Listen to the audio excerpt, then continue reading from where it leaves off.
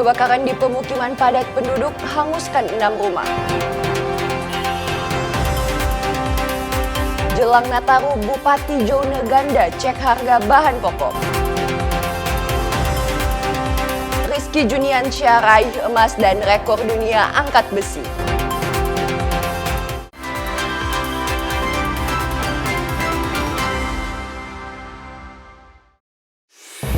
Selamat pagi saudara, apa kabar Anda hari ini? Kita jumpa dalam program Kompas Pagi. Selain 3 berita utama tadi, Anda juga bisa menikmati sejumlah informasi menarik lainnya yang dihimpun tim redaksi Kompas TV. Bersama saya Aneta Samewoh, inilah Kompas Pagi selengkapnya. Hanya di Kompas TV, independen, terpercaya.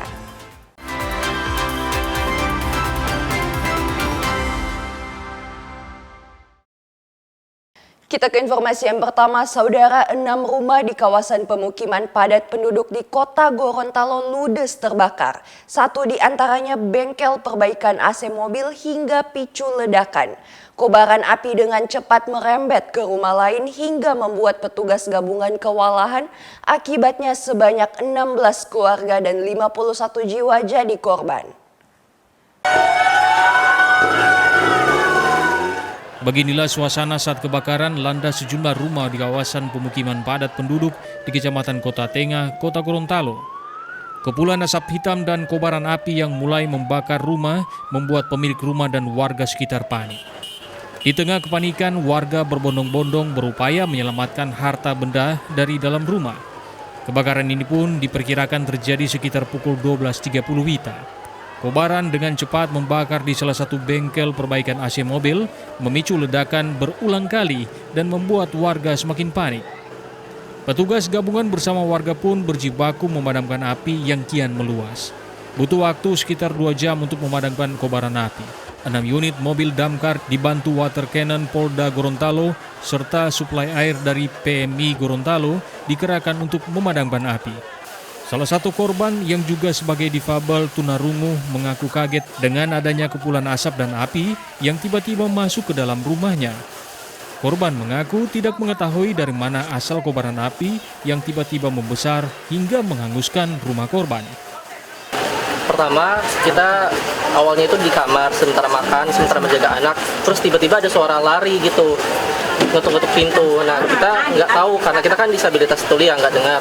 Nah, akhirnya mereka langsung dobrak dan kita lihat ada asap yang masuk, jadi nggak bisa langsung turun gitu, ngangkat anak. Dan itu apinya udah berkobar di atas.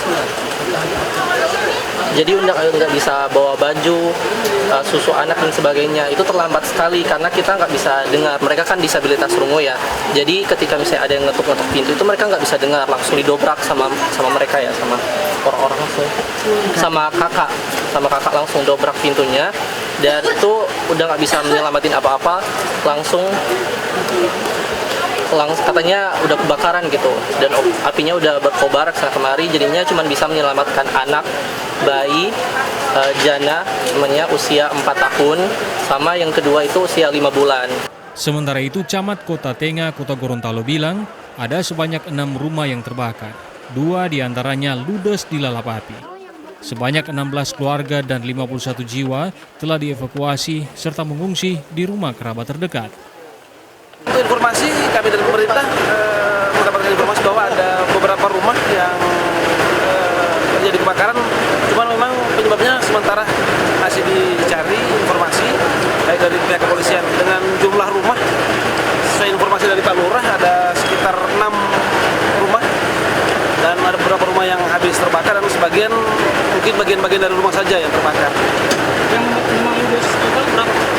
Ludes sekitar dua rumah yang terbakar habis untuk dari 6 rumah itu, dengan jumlah kakak sebanyak 16 dan jumlah jiwa 51 jiwa. Beruntung kebakaran ini tidak menimbulkan korban jiwa, namun kerugian diperkirakan mencapai ratusan juta rupiah. Otoritas setempat belum memastikan penyebab pasti kebakaran. Kris Kamisma, Kompas TV, Kota Gorontalo, Gorontalo. Saudara, kasus dugaan korupsi anggaran dana DIPA Lidik-Sidik di Treskrimsus Polda Sulut tahun anggaran 2019 akhirnya resmi dilimpahkan penyidik Subdirektorat Tindak Pidana Korupsi Direktorat Reserse Kriminal Khusus Polda Sulawesi Utara ke Kejaksaan Tinggi Sulawesi Utara. Kasus dugaan korupsi terkait penggelapan anggaran dana DIPA Lidik-Sidik di Reskrimsus Polda Sulut tahun anggaran 2019 resmi dilimpahkan penyidik Subdirektorat Tindak Pidana Korupsi Direktorat Reserse Kriminal Khusus Polda Sulawesi Utara ke Kejaksaan Tinggi Sulawesi Utara. Pelimpahan perkara dilakukan melalui tahap 2, yakni penyerahan tersangka dan barang bukti kepada Jaksa Penuntut Umum pada Selasa siang. Tersangka dalam perkara ini berinisial CSG, seorang aparatur sipil negara atau ASN yang diketahui pernah menjabat sebagai bendara internal Direktorat Reserse Kriminal Khusus Polda Sulut. Berdasarkan hasil audit dari Badan Pengawasan Keuangan dan Pembangunan, perbuatan CSG mengakibatkan kerugian keuangan negara sebesar 1,3 miliar. Atas perbuatannya tersangka dijerat pasal 2 dan pasal 3 Undang-Undang Nomor 31 Tahun 1999 tentang pemberantasan tindak pidana korupsi sebagaimana telah diubah dengan Undang-Undang Nomor 20 Tahun 2001. Jimmy Dapar, Kompas TV Manado, Sulawesi Utara. Saudara, seorang oknum anggota Dewan Perwakilan Rakyat Daerah Kabupaten Kepulauan Sangihe berinisial FS alias Frijon resmi ditahan oleh Polres Kepulauan Sangihe. Penahanan ini dilakukan setelah penyidik menetapkan FS sebagai tersangka dalam kasus dugaan pengancaman. Polres Kepulauan Sangihe mengkonfirmasi telah menetapkan anggota DPRD Kabupaten Kepulauan Sangihe, FS alias Frijon, sebagai tersangka dalam kasus dugaan pengancaman. Kasat Reskrim Polres Kepulauan Sangihe, Ibtu Stevi Sumolang, menjelaskan bahwa penanganan kasus ini berawal dari laporan masyarakat yang masuk ke Polres. Sejak laporan diterima, penyidik langsung bergerak melakukan penyelidikan. Jadi ini memang penanganan sesuai laporan yang masuk di Polres Kepulauan Sangihe. Jadi kami menangani laporan daripada Pak Yusrape kasus dugaan pengancaman ya, dengan pelakunya Pak Saudara FS ya, FS. Saat ini sudah berproses dalam proses penyidikan dan hari ini dari kemarin kami lakukan pemeriksaan secara maraton dan di pagi hari ini kami sudah tetapkan tersangka, kemudian kami lakukan upaya paksa dan penahanan. Setelah melakukan pemeriksaan di ruang penyidik di Reskrim Mum Polda Sulut, penyidik akhirnya resmi menjadikan FS alias Frijon dari saksi menjadi tersangka setelah telah memenuhi 2 alat bukti. Hingga saat ini, Frijon masih dilakukan penahanan di rumah tahanan Polda Sulut. Jimmy Dapar, Kompas TV Manado, Sulawesi Utara. Saudara, di penghujung tahun 2025, Kejaksaan melakukan pemusnahan barang bukti yang berkekuatan hukum tetap berdasarkan hasil putusan hakim dalam persidangan. Pemusnahan barang bukti yang keempat kali ini merupakan bagian dari total 13 perkara yang sudah inkrah di sepanjang tahun 2025. Pemusnahan dilaksanakan di halaman belakang kantor Kejaksaan Negeri Minahasa Selatan, Minahasa Tenggara di Kabupaten Minahasa Selatan Senin pagi. Pemusnahan disaksikan oleh para pejabat Kejari Minahasa Selatan, Minahasa Tenggara dan sejumlah karyawan dan staf. Adapun barang bukti yang dimusnahkan antara lain senjata tajam, senjata api, pakaian serta obat-obatan terlarang. Pemusnahan senjata tajam dan senpi dengan cara dipotong dengan alat pemotong, sedangkan pakaian dalam dan luar dengan cara dibakar dan obat-obatan terlarang dileburkan dengan menggunakan mesin blender. Kepala Kejaksaan dalam sambutannya bilang, pemusnahan ini berdasarkan perintah atau keputusan pengadilan yang berkekuatan hukum tetap, serta eksekutor dari para jaksa yang melaksanakan pemusnahan secara periodik dan terukur yang berkelanjutan seiring amanah undang-undang yang berlaku. Kegiatan ini merupakan kegiatan yang rutin kami lakukan ya Kejaksaan Negeri Minahasa Selatan terkait dengan barang bukti dalam perkara-perkara yang sudah disidangkan, yang sudah mempunyai kekuatan hukum tetap di sepanjang tahun 2025 ini. Dan ini merupakan kegiatan terakhir di penghujung tahun 2025 ini.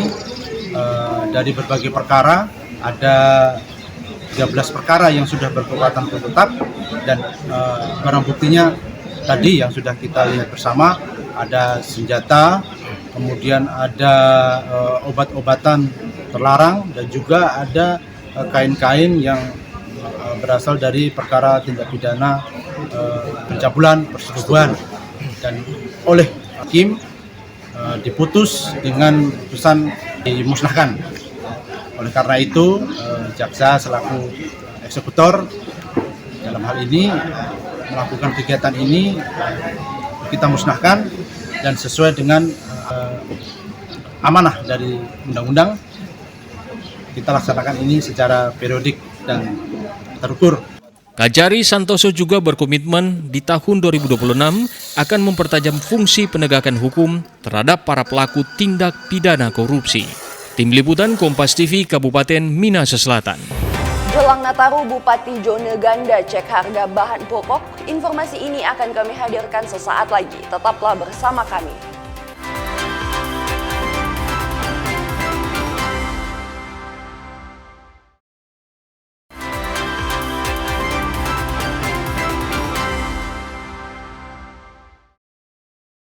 Terima kasih Anda masih bersama kami di Kompas Pagi. Saudara, Bupati Minahasa Utara Joneganda melakukan monitoring harga bahan pokok di pasar tradisional Air Madidi Selasa pagi. Bupati ingin memastikan pasokan dan harga bahan pokok jelang Natal di Minahasa Utara aman dan terjangkau. Dalam pemantauan di Pasar Air Madidi, Bupati Joneganda mendapati sejumlah komoditi seperti telur dan ayam daging telah mengalami kenaikan. Telur ayam dari harga rata-rata sebelumnya yang biasa dijual Rp58.000 per baki berisi 30 butir, kini dijual Rp66.000 per baki. Sementara itu, harga rata-rata daging ayam yang biasanya dijual Rp35.000 per ekor, kini dijual Rp48.000 per ekor. Merespon naiknya harga sejumlah komoditas jelang Nataru, Joneganda bilang pemerintah akan mencari formulasi sebagai upaya intervensi sehingga mampu meredam kenaikan tersebut. Meski begitu, Bupati Joneganda membeberkan Pemkab Minahasa Utara melalui Dinas Perdagangan telah melakukan operasi pasar murah secara periodik di pasar-pasar tradisional sebagai upaya menjaga stabilitas harga dan juga menjaga inflasi. Kami bersama-sama datang melakukan pengecekan di Pasar Air Madidi dalam rangka kita memonitor perkembangan harga dari barang-barang atau komoditas keperluan masyarakat menjelang Natal dan Tahun Baru.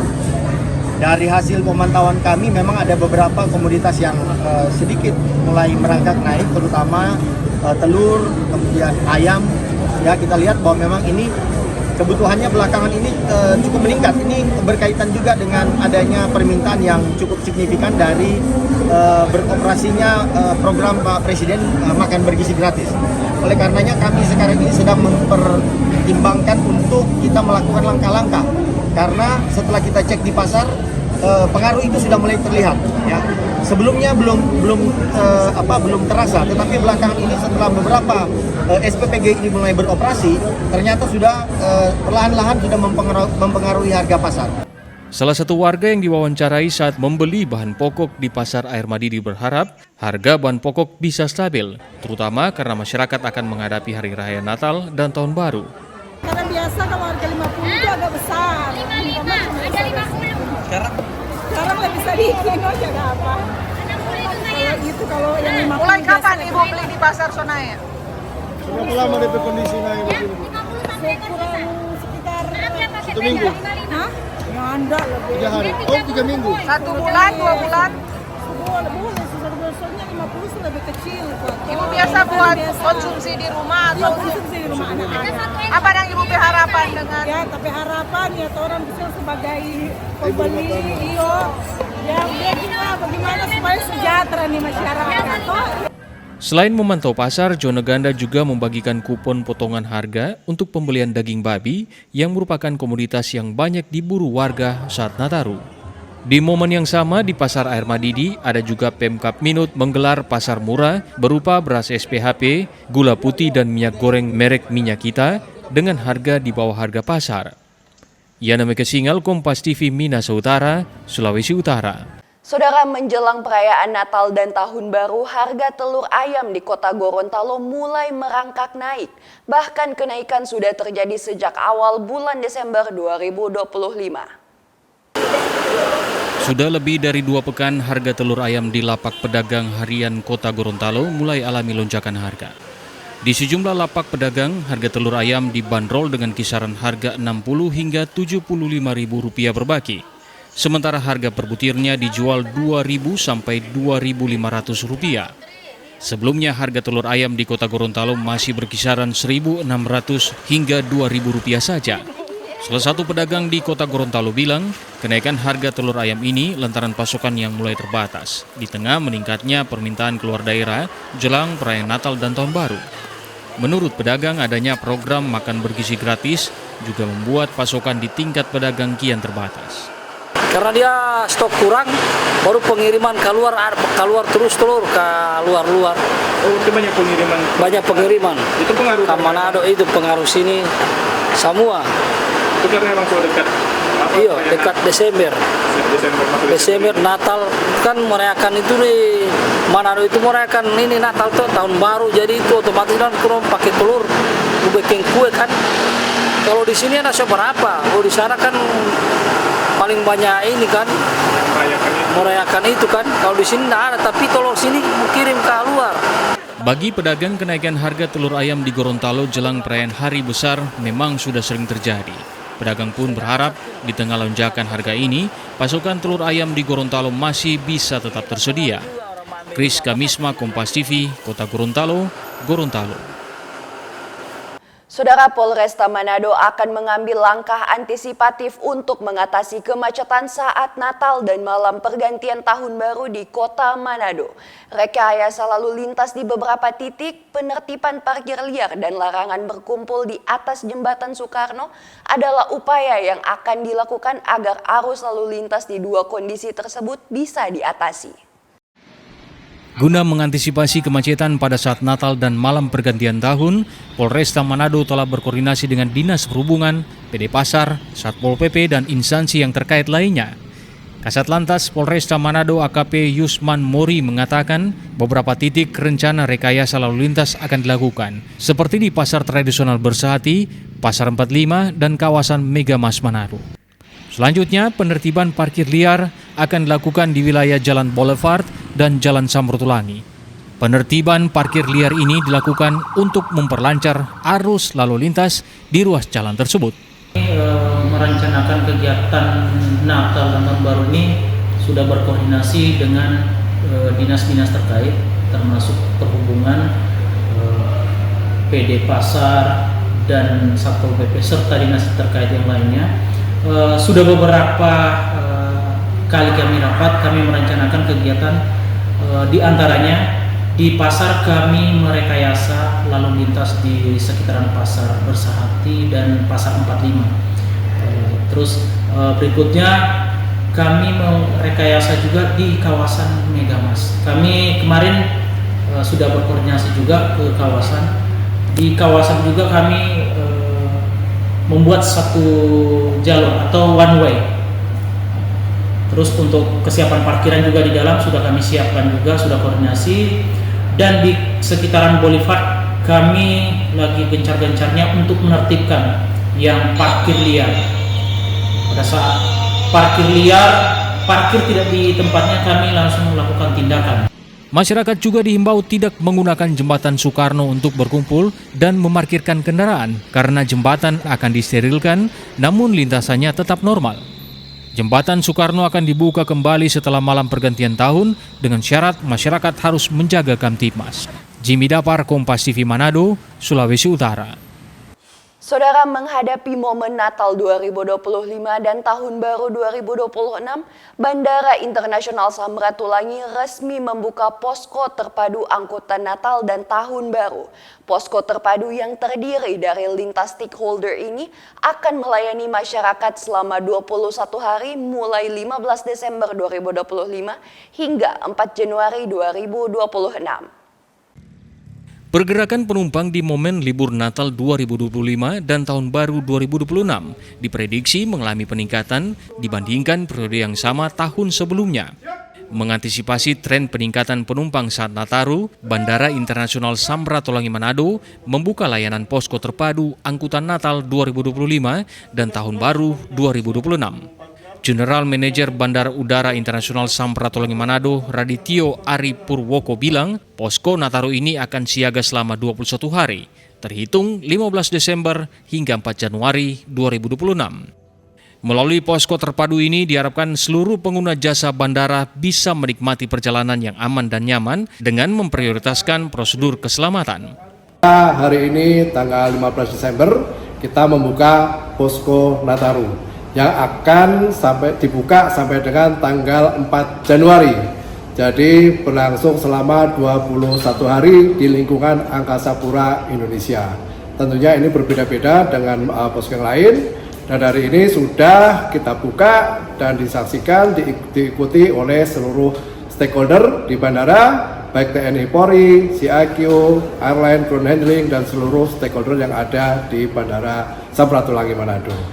Bandara Internasional Samratulangi memprediksi terjadi pertumbuhan penumpang sebesar 6,4% di momen Nataru 2025-2026 dibandingkan momen Nataru sebelumnya. Yana Megasingal, Kompas TV Manado, Sulawesi Utara. Informasi isu gender jadi sorotan di publik hearing tim reformasi Polri akan kami hadirkan usai jeda berikut. Tetaplah bersama kami.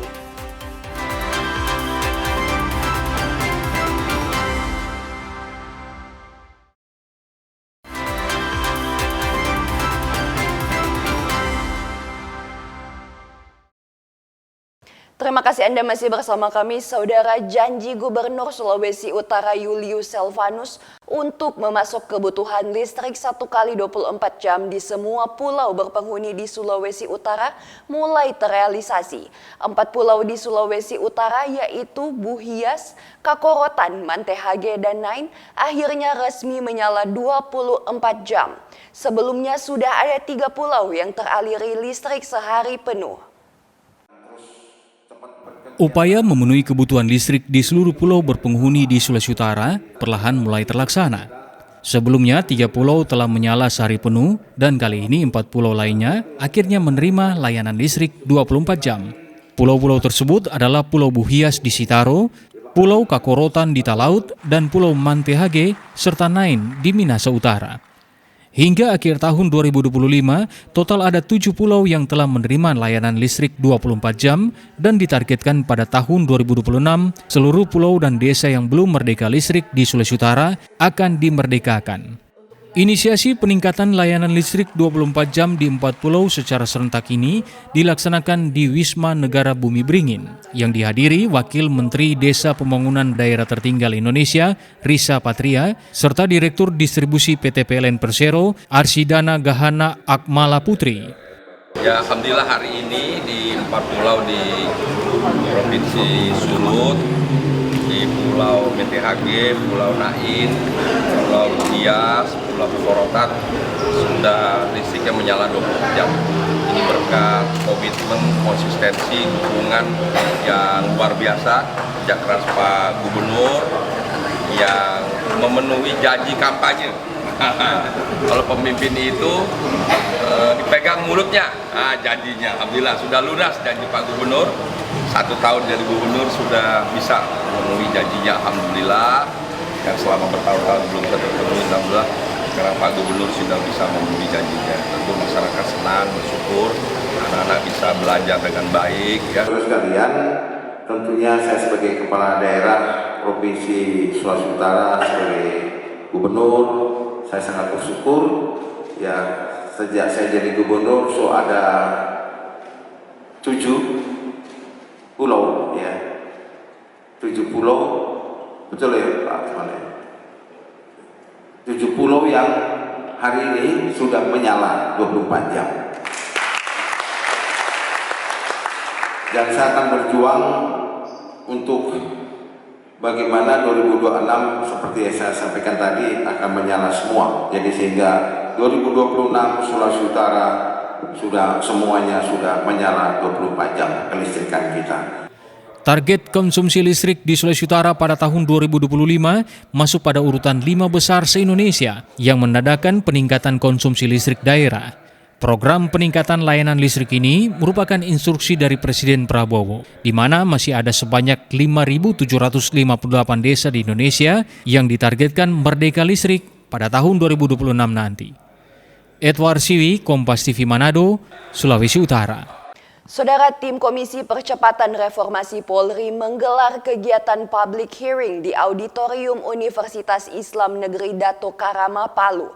Public hearing ini diharapkan dapat menjadi bahan pertimbangan strategis bagi tim Komisi Percepatan Reformasi Polri dalam merumuskan rekomendasi kebijakan guna mewujudkan transformasi Polri yang lebih inklusif dan berkeadilan. Kegiatan ini menjadi ruang diskusi terbuka bagi beragam elemen masyarakat untuk menyampaikan pendapat dan masukan terkait arah reformasi dan transformasi kelembagaan Polri. Dalam public hearing tersebut, berbagai pandangan disampaikan oleh akademisi, media, tokoh masyarakat, tokoh adat, serta tokoh agama yang menekankan pentingnya Polri yang profesional, humanis, dan responsif terhadap kebutuhan publik. Anggota Komisi Percepatan Reformasi Polri yang hadir dalam kasus ini antara lain Menteri Hukum Supratman Andi Aktas dan Jenderal Polisi Purnawirawan Idam Aziz. Menteri Hukum Supratman Andi Aktas bilang salah satu poin penting yang akan dibawa oleh tim Komisi Percepatan Reformasi Polri adalah isu gender dalam tubuh Polri. Itu terutama menyangkut soal gender. Ini usulan yang sangat konkret bagaimana kemudian penanganan kasus-kasus yang melibatkan polisi khususnya Polwan itu bisa diperbanyak, rasionya bisa lebih ditingkatkan. Karena tadi sesuai Pak Idam juga menjelaskan tadi dan teman-teman dari Tadulapo, penggiat aktivis teman-teman perempuan juga menyatakan hal yang sama. Bagaimana kemudian di seluruh tingkat Polsek, Polres, Polda itu menyiapkan infrastruktur yang lebih humanis, ya, lebih baik bagi terutama korban-korban perempuan dan anak. Menteri Supratman juga bilang jumlah polisi wanita atau polwan saat ini masih relatif sedikit hingga perlu adanya kebijakan yang mendorong peningkatan representasi perempuan dalam institusi Polri. Saat ini penanganan kasus yang melibatkan perempuan juga menjadi sorotan dalam diskusi tersebut, termasuk penyediaan ruangan pemeriksaan khusus perempuan yang aman, nyaman, dan berkeadilan. Rolis Muklis, Kompas TV Palu, Sulawesi Tengah. Saudara, Kejaksaan Negeri Minsel Mitra bersama Ketua Ikatan Adiaksa Dharma Karini Minsel melaksanakan bakti sosial di Yayasan Mutiara Hati atau Permuti. Bakti sosial ini merupakan wujud nyata bentuk kepedulian dan rasa sepenanggungan dalam seiring menyambut Natal dikhususkan bagi anak yatim piatu dan anak difabel. Rombongan Kejari Minas Selatan Minas Tenggara di dalamnya bersama ibu-ibu Adiaksa Dharma Karini mendatangi Panti Asuhan Permuti untuk membawa bantuan bahan natura berupa telur ayam, beras dan makanan ringan serta bantuan uang tunai. Kehadiran rombongan disambut baik dan senang oleh ketua dan sejumlah para pembimbing Yayasan Permuti, terlebih anak-anak panti asuhan yang ada. Mereka merasa terberkati atas bantuan atau donasi yang diterima. Kejari Albertus Roni Santoso didampingi Ketua Adiaksa Dharma Karini, Nyonya Dia Roni menegaskan bantuan yang diberikan bukan berhenti sampai di sini, tetapi akan berkesinambungan dalam momen yang berbeda dan berharap bantuan yang diberikan dapat bermanfaat bagi keluarga besar Yayasan Permuti ini. Sementara acara berlangsung, salah seorang anak melantunkan lagu sendu. Nampak sejumlah ibu-ibu Adiaksa Dharma Karini sempat meneteskan air mata karena sangat terharu mendengar lagu yang dinyanyikan. Tim Liputan Kompas TV Minahasa Selatan, Sulawesi Utara. Saudara, menjelang perayaan Natal dan Tahun Baru memberikan berkah tersendiri bagi pelaku usaha kue kering dan parsel di Kota Mobagu, Sulawesi Utara. Omset mereka naik karena orderan kue dan parsel mengalami peningkatan signifikan hingga 40% dibanding tahun sebelumnya. Deske Mantur adalah salah satu pembuat kue kering di Kota Mobagu, Sulawesi Utara yang dapat cuan lebih menjelang perayaan Natal dan Tahun Baru. Kue kering buatannya banyak diminati konsumen dan banjir orderan. Beragam jenis kue kering buatan Deske Mantur yang diminati konsumen diantaranya nastar, good time, kenari curah, skippy, serta berbagai jenis kue lainnya. Selain menjamin kualitas rasa, harga yang ditawarkan terjangkau sehingga menjadi daya tarik tersendiri bagi para konsumen. Untuk paket toples kecil ukuran 600 ml isi 2 toples dibanderol dengan harga Rp185.000 per paket. Sedangkan untuk toples ukuran besar dibanderol dengan harga Rp350.000 per toplesnya. Peminatnya pun tidak hanya dari wilayah Kota Mobagu saja, namun ada juga pemesan dari luar daerah. Selain memproduksi kue kering, Deske Mantur juga melayani untuk pembuatan parsel sesuai pesanan. Tentunya dari usaha ini, Deske mampu meraih penghasilan kotor berkisar 20 hingga 30 juta rupiah di momen hari besar keagamaan seperti saat ini. Untuk pesanan tahun ini meningkat dibanding dengan tahun yang lalu, apalagi pesanan kue kering dan parsel seperti ini untuk tahun ini meningkat atau naik sekitar 40% dibanding tahun yang lalu. Ini membuat kue nastar, good time, palm sugar, oatmeal, sama butter roast, ada kenari curah, ada skippy, dan masih ada beberapa macam yang kami belum menerima orderan karena untuk sampai saat ini sudah full. Kalau soal harga, itu sebenarnya relatif karena tentunya ada kualitas, ada harga. Kalau harga di tempat saya itu menengah. Dibantu sang suami serta 2 karyawannya, Deske terus berupaya mengembangkan usahanya guna memenuhi permintaan konsumen jelang Nataru. Rahman Rahim, Kompas TV, Kota Mobagu, Sulawesi Utara. Informasi dari daerah Indonesia Timur, diantaranya gerebek pabrik polisi sita ratusan liter miras oplosan di Kota Jayapura, akan kami hadirkan usai jeda berikut. Tetaplah bersama kami.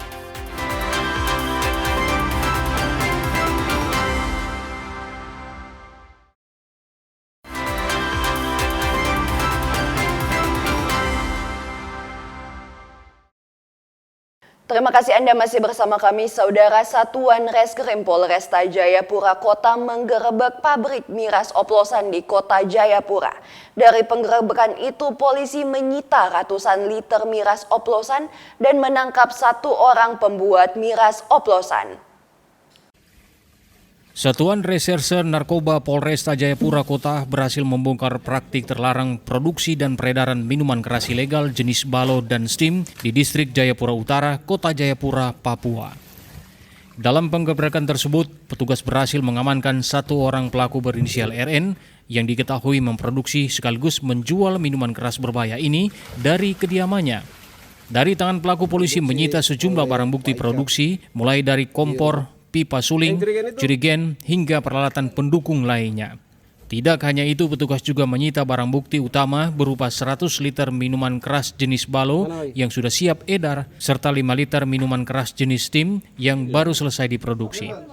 Kasat Narkoba Polresta Jayapura Kota, AKP Febri Pardede, menyebut penindakan ini dilakukan karena minuman keras ilegal dinilai menjadi pemicu utama gangguan keamanan dan ketertiban masyarakat. Ia mengajak seluruh elemen masyarakat untuk aktif melaporkan jika menemukan aktivitas produksi maupun peredaran miras ilegal di lingkungannya. Adapun dari pelaku telah kami amankan beberapa alat-alat yang ia gunakan untuk melakukan produksi terhadap minuman keras ilegal tersebut, antara lain kompor, kemudian pipa suling, kemudian jerigen dan lain sebagainya. Dan dari pelaku juga telah kita amankan 100 liter minuman keras jenis Balo yang sudah siap edar dan 5 liter minuman keras jenis Tim yang baru saja diproduksi. Untuk pelaku dikenakan pasal 136 huruf A dan B Undang-Undang Pangan dan atau pasal 204 ayat 1 KUHP. Saat ini, pelaku RN telah ditetapkan sebagai tersangka dan dijerat dengan pasal 136 huruf A dan B Undang-Undang Pangan dan atau pasal 204 ayat 1 KUHP dengan ancaman 5 tahun penjara. Vindi Rakmeni, Kompas TV, Jayapura, Papua. Saudara, Kepolisian Resor Pelabuhan Makassar menyita 200.000 obat daftar G dari toko farmasi ilegal dan beberapa jenis obat terlarang di wilayah hukum Polres Pelabuhan Makassar. Selanjutnya barang bukti ini dimusnahkan beserta ratusan tersangka narkoba dari 47 kasus. Pemusnahan ini digelar di halaman Aula Polres Pelabuhan Makassar.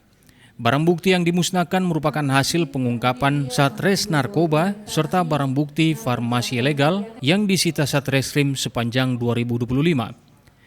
Pemusnahan ini dilakukan dengan cara di blender di wadah yang telah disiapkan meliputi obat daftar G dan sabu, sementara barang bukti tembakau sintetis dilakukan dengan cara dibakar. Pemusnahan barang bukti ini dilakukan guna mencegah penyalahgunaan barang bukti termasuk perkara yang telah ditangani melalui restoratif justice. Total barang bukti yang dimusnahkan meliputi sabu-sabu 5,7114 gram, tembakau sintetis 0,2937 gram, obat daftar G 2 koli kardus, 200 kaleng sediaan farmasi dengan total 200.000 butir. Ini kita melakukan pemusnahan narkotika dan obat daftar G yang dilakukan di wilayah Polres Pelabuhan Makassar dalam tempo waktu bulan Januari sampai dengan November tahun 2025. Jadi untuk pemusnahan hari ini dimaksudkan agar tidak ada penyalahgunaan barang bukti yang ada sisa dari penanganan secara restoratif justice. Karena memang di dalam aturannya sudah disampaikan bahwa jika barang buktinya kurang dari 1 gram bisa dilakukan asesmen dan dilakukan secara restoratif justice. Hal ini dimaksudkan untuk para pengguna yang baru saja ingin mencoba atau yang penasaran bagaimana itu narkotika bisa dilakukan upaya penyembuhan. Jadi diharapkan mereka tidak akan mengulangi perbuatannya sehingga dapat dikembali ke masyarakat. Ada berapa buat tersangka di restoratif justice? Barang buktinya ada sabu dengan tembakau sintetis dan obat daftar G. Total yang di restoratif justice? Total di restoratif sekitar 47 perkara. Dari berapa kasus ya? Dari kasus 225 dari awal Januari sampai dengan November 2025. Obat daftar G tersebut merupakan hasil sitaan Satreskrim yang disita dari peredaran farmasi ilegal. Dari barang bukti ini total perkara sebanyak 47 kasus dengan jumlah tersangka sebanyak 101 orang, terdiri dari 97 laki-laki dan 4 orang perempuan.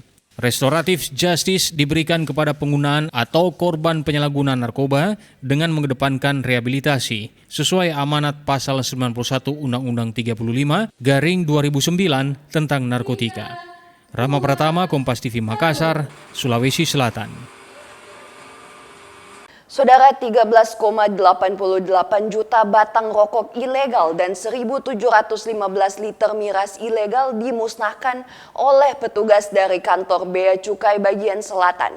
Langkah ini sebagai tindak tegas petugas melawan peredaran produk ilegal dan sebagai efek jera bagi oknum yang tetap menjual barang ilegal. Nyanyikan lagu kebangsaan Indonesia Raya. Bea Cukai Sulawesi bagian selatan memusnahkan 13,88 juta batang rokok ilegal. Pemusnahan dilakukan langsung di lapangan BDK Kompleks GKN, Jalan Urip, Sumoharjo, Makassar. Rokok ilegal ini merupakan hasil sitaan petugas dari sejumlah lokasi. Selain rokok ilegal, Bea Cukai juga memusnahkan 1.715 liter minuman keras import ilegal. Pemusnahan dilakukan dengan 2 cara, yakni untuk rokok ilegal dibakar dan miras dituangkan ke dalam wadah drum. 13 juta rokok tanpa cukai diperkirakan senilai 21,32 miliar, sedangkan untuk 1.715 liter minuman keras nilainya diperkirakan sebesar 294 juta rupiah. Barang bukti ini adalah hasil penindakan petugas Bea Cukai sepanjang tahun 2025 di wilayah kerja Bea Cukai Sulawesi Bagian Selatan. Di antaranya kantor Bea Cukai Makassar, Bea Cukai Parepare, Bea Cukai Malili, dan Bea Cukai Kendari. Apa yang kita musnahkan pada hari ini sebagai bagian dari hasil penindakan yang dilakukan oleh Bea Cukai sekantor wilayah Sulawesi Bagian Selatan, termasuk di dalamnya adalah kantor pengawasan dan pelayanan di bawah Kanwil Sulawesi Bagian Selatan, yaitu Bea Cukai Makassar, Bea Cukai Parepare, Bea Cukai Malili, dan Bea Cukai Kendari. Yang dimusnahkan pada hari ini adalah sebanyak 13,88 juta batang rokok ilegal dan 1.715 liter minuman mengandung etil alkohol atau minuman beralkohol ilegal. Dari hasil seluruh penindakan pada tahun 2025 ini dari Januari sampai dengan November, akhir November 2025. Hasil sitaan sepanjang tahun 2025 ini dimusnahkan sebagai tindak tegas Bea Cukai melawan produk ilegal. Selain rokok dan minuman keras ilegal, Bea Cukai juga berhasil menyita sejumlah barang haram lainnya seperti narkotika hingga kosmetik ilegal. Nila Rustam, Kompas TV Makassar, Sulawesi Selatan. Saudara, guna menjamin ketersediaan beras menjelang Hari Raya Natal dan Tahun Baru, Menteri Pertanian Amran Sulaiman dan Wakapolri Komjen Pol Dedi Prasetyo melepas pengiriman 827,5 ton beras SPHP ke 6 provinsi di tanah Papua. Pengiriman 827,5 ton beras guna stabilisasi pasokan dan harga pangan di 6 provinsi di tanah Papua. Wakapolri Komjen Pol Dedi Prasetyo mengatakan pengiriman ratusan ton beras SPHP ini untuk memenuhi ketersediaan beras yang cukup, serta harga beras yang terjangkau sesuai dengan harga yang ditetapkan oleh pemerintah menjelang Natal dan Tahun Baru di tanah Papua. Komjen Dedi menyebut nantinya akan ada tambahan distribusi beras SPHP dalam pekan ini agar kebutuhan masyarakat menjelang Natal dan Tahun Baru bisa terpenuhi. Sementara itu, Menteri Pertanian Amran Sulaiman mengapresiasi peran kepolisian dalam mendukung pendistribusian beras serta upaya menjamin ketersediaan pangan di Indonesia. Untuk menjamin ketersediaan beras, Mentan juga mendorong agar segera membangun gudang di tiap kabupaten kota dan mulai mencetak sawah agar ketahanan pangan di seluruh tanah Papua bisa terjaga. Selain beras SPHP, Mentan juga menyampaikan akan menyalurkan minyak goreng dalam jumlah besar hingga masyarakat tak kesulitan dalam mendapatkan minyak goreng saat Natal dan Tahun Baru. Vindi Rakmeni, Kompas TV, Jayapura, Papua. Saudara, menyikapi bencana alam di Aceh dan Sumatera, Universitas Hasanuddin Makassar memutuskan menggratiskan uang kuliah tunggal atau UKT hingga lulus S1 untuk mahasiswa asal Sumatera dan Aceh yang terdampak bencana. Keputusan ini diambil setelah rektor dan wakil rektor bertemu dengan mahasiswa asal Sumatera dan Aceh yang terdampak bencana. Dari keterangan mereka, kondisi keluarga di lokasi bencana tidak memungkinkan memberikan sokongan dana pendidikan, apalagi masih banyak yang kesulitan di tengah bencana. Wakil Rektor Bidang Akademik dan Kemahasiswaan Unhas, Profesor Muhammad Ruslin mengatakan, pihak kampus sudah mendata ada 13 mahasiswa S1 dan 2 mahasiswa S2 yang sudah melaporkan ke rektorat. Data mereka akan diproses untuk diberikan bantuan UKT.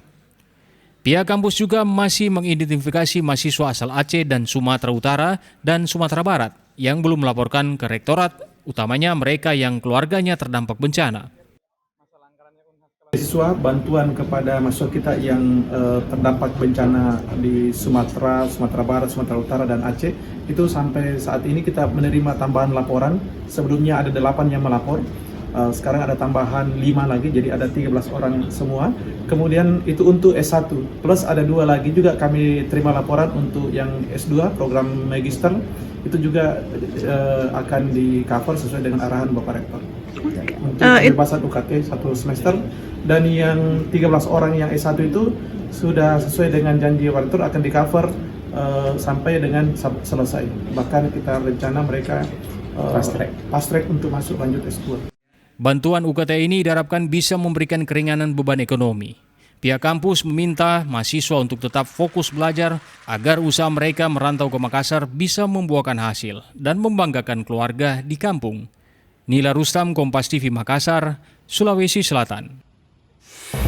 Kompas Pagi masih akan hadir dengan informasi olahraga, di antaranya Rizky Juniansyah sabet emas dan pecahkan rekor dunia angkat besi. Tetaplah bersama kami.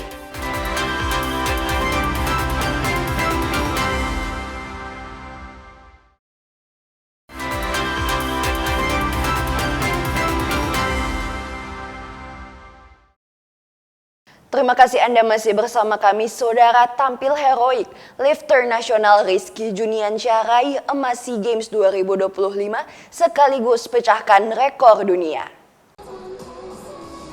Rizky Juniansyah tampil percaya diri pada babak final angkat besi kelas 79 kg Senin sore. Rizky buktikan kualitasnya sebagai peraih emas Olimpiade. Pemuda asal Banten sukses membukukan angkatan snatch 160 kg.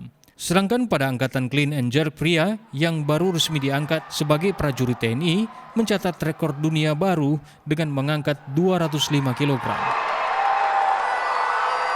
Total angkatan 365 kg juga menjadi rekor dunia baru dari sebelumnya 363 kg. Ini jadi emas kedua bagi kontingen angkat besi Indonesia. Selanjutnya Indonesia masih punya Rahmat Erwin Abdullah yang dijagokan meraih emas dari kelas 88 kg putra. Sementara sebelumnya, Saudara, atlet angkat besi Luluk Diana Triwijayana menyumbang emas untuk Indonesia di ajang SEA Games 2025. Luluk sukses dengan angkatan total 184 kg.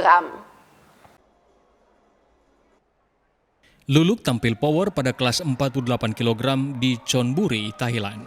Lifter kelahiran 2005 itu naik podium dengan total angkatan gabungan 184 kg dan merebut emas ke-23 untuk Indonesia. Sementara perak diraih Thailand yang membubuhkan total 183 kg dan perunggu diraih Vietnam dengan total 181 kg. Saudara, panjat tebing Indonesia kembali berjaya di SEA Games 2025. Indonesia mengawinkan emas nomor speed putra dan putri sekaligus memastikan juara umum. Bertanding di Bangkok Sport Climbing Center, Sabtu 13 Desember, Anastasia Fir Robi meraih emas speed putra mengalahkan Alfian Muhammad dengan catatan 4,83 detik. Sebelumnya emas nomor lead putra dan putri juga diraih Ardana Cikal dan Alma Aurela Sani. Dari 6 medali emas yang diperebutkan, 4 telah diamankan Indonesia. Hasil ini memastikan Indonesia keluar sebagai juara umum cabang panjat tebing. Perlombaan dilanjutkan Minggu 14 Desember dengan nomor bouldering putra dan putri. Indonesia masih memiliki peluang meraih 2 medali emas tersisa. Informasi olahraga tadi menutup perjumpaan kita dalam program Kompas Pagi. Saya Anastasia Mewoh, pamit undur diri. Selamat beraktivitas, tetap saksikan rangkaian program berita di Kompas TV, independen, terpercaya.